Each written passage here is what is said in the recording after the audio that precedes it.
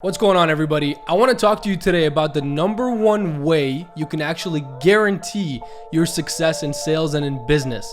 Now, there's a lot of different things you can do. There's a lot of marketing strategies, sales strategies, there's skills you can learn, there's agencies you can work with, there's mentors you can get, there's things you can implement, there are business tools you can implement into your business to get results and that make meaningful differences if you're using the right tools. So there are a lot of things you can do, and this world of entrepreneurship is so noisy and there's so many different distractions and so many people trying to teach you things. So I want to simplify this, especially if you're in sales. And of course, every business or every entrepreneur is also in sales because top line revenue is the start of everything. If you don't have top line revenue, you don't have your income, you don't have net profit, you don't have money to invest into marketing or into other departments, you don't have money to scale your team or to hire out. So top line revenue, aka sales, aka new business, new money, is everything to every business. So this should relate to every single one of you.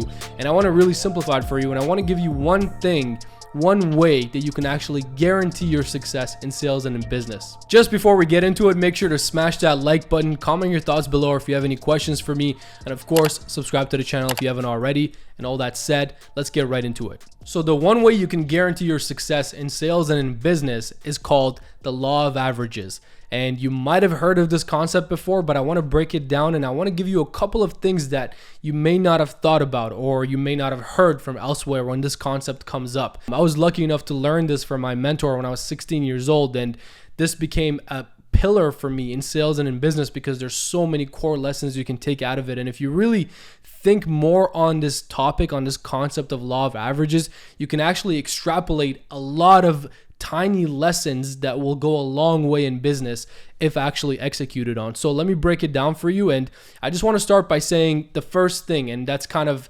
what puts this whole concept into a very easy to understand summary, which goes like this. When you're new in sales and in business, you make up in numbers what you lack for in skill.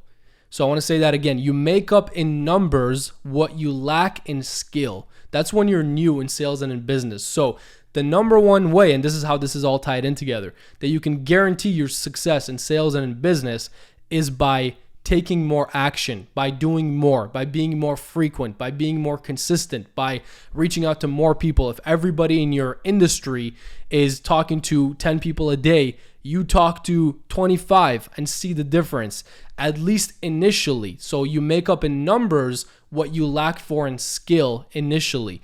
As you skill up, that law of averages actually tends to evolve on itself as well. So the evolution of that would be, instead of talking to 25 people and closing one deal, now you're talking to 25 people and closing 3 to 5 deals.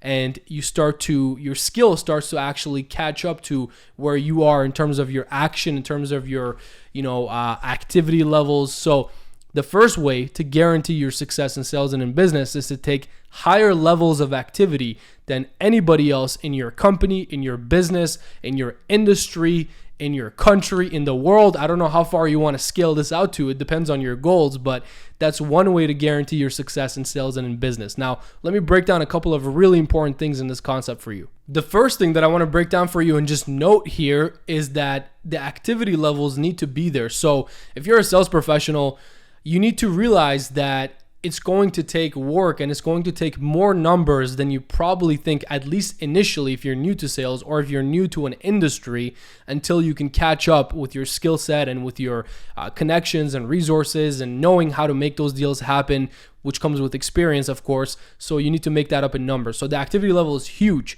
If you're a sales manager or an executive or an entrepreneur or business owner, let me tell you this as well, because I've managed hundreds and hundreds of sales professionals. I've done this in different industries, different companies. So I can tell you some leadership notes here, some management notes here, which would be, if somebody's coming to you, somebody on your sales team or your sales force is coming to you or in your business, you get the point, is coming to you with questions or with constant challenges, the first thing I would always ask, and this is what I actually used to do, so this is coming from a real place of experience, not just from theory or from books like a lot of people talk on. This is coming from a real place of experience. The first thing I would actually do is ask them, how many times has this happened and in what period of time? So if you're getting a common objection, if everybody's telling you no, if something's constantly happening, how many times has that happened today? Oh, just once. Okay, well, one person is not enough of a sample size for me to give you any kind of feedback on. Go back to work, continue doing what you're doing, keep getting better, keep hitting up those numbers, the law of averages. If that happens, 20 times, 50 times, 100 times, and I know you've put in the activity first, then I'll coach you, I'll train you, we'll talk about specifics. But until then, the activity is the only thing you need to focus on. So if you're a manager, if you're a leader, that's one thing for you to understand. It's just like handling objections in sales. You don't want to give weigh and put importance and put weight on every single thing your prospect says. Some of them are just mere comments. You don't even have to address them for you to close the deal. So it's the same thing.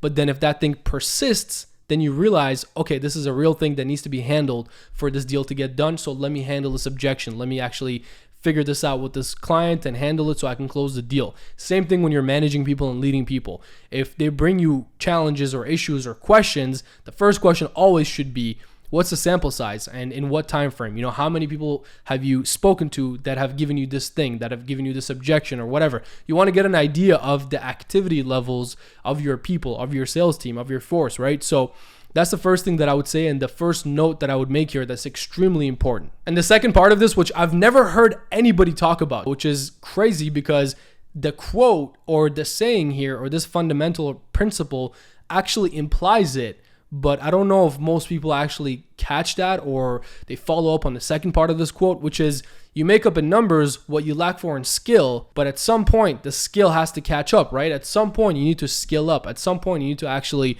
focus on that skill too. So once you dial in the first part, which is I'm doing a certain amount of activity every single day, I'm doing the work that needs to be done above and beyond everybody in my surroundings, everybody in my industry. Once that's dialed in and you're feeling good about that and that's consistent, now you want to focus on the skill. So that's the second part I really wanted to highlight. You can't overlook that. That's the most important thing that needs to happen immediately after. So now you want to focus on the skill. Now you want to focus on the sales training. Now you want to focus on whatever you're doing in your particular, field or industry or whatnot, and you want to actually skill up. So yes, at first you make up in numbers what you lack in skill, but you can't always be lacking skill. At some point you have to catch up.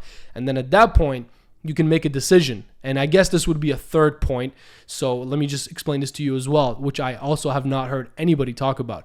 You can make a decision of, okay, well, my skill is there now. Now I can actually close a lot more people. If I'm talking to 10, I can confidently close 7 or 8 people. Great. Sounds good, right? Good closing ratio. Okay, great. Now you can just talk to 10 people a day and you know what the results will be. Or with the added skills, you can continue to push the level of activity.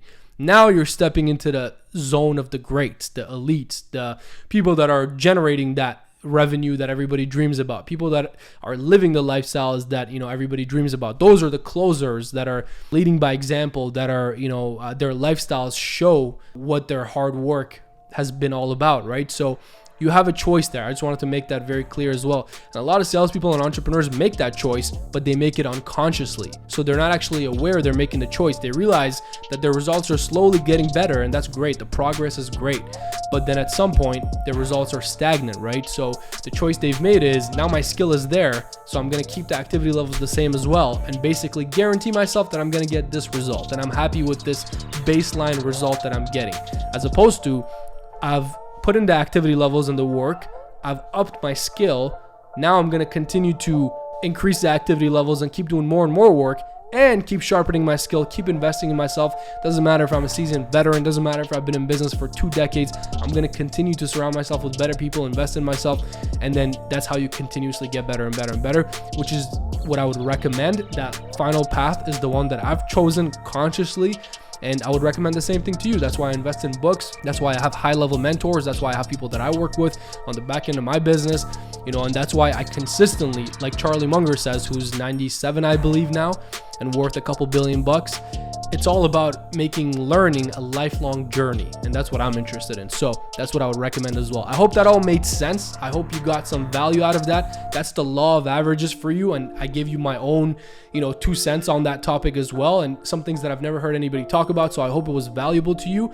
And on that note, make sure to like the video, make sure to comment your thoughts below. If you have questions for me, of course, subscribe to the channel if you haven't already. And I'm going to continue to bring you this content every Monday, Wednesday, and Friday. And all that said, I'll see you in the next video.